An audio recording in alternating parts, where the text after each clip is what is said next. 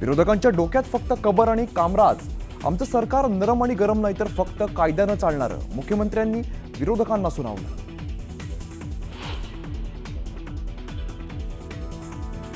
सुपारी देऊन बदनामीची मोहीम सुरू. कुणाल कामराच्या गाण्यावरून एकनाथ शिंदेंचा हल्लाबोल.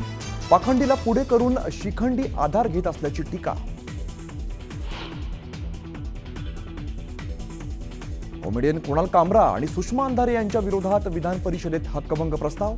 तर हक्कभंग आणण्यासारखं मी काय केलं, अंधारेंचा सवाल.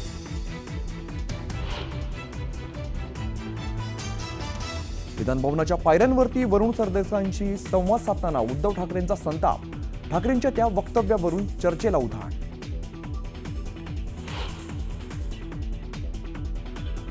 आज रात्री रायगडच्या पालकमंत्री पदाची घोषणा होणार. भरत गोगावलेंचं नाव जाहीर होण्याची दाट शक्यता.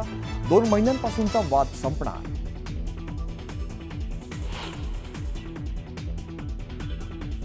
विरोधी पक्ष नेत्याविनाच अधिवेशन संपलं. विरोधकांनी सरकारला सुनावलं तर भास्कर जाधवांनी व्यक्त केली नाराजी.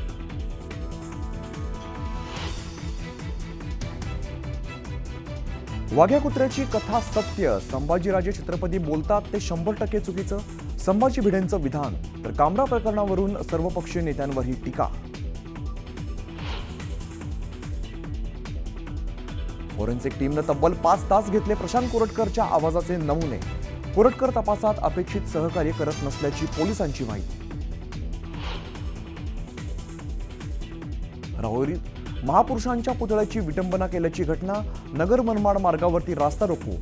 पोलिसांकडून शांततेचं आवाहन.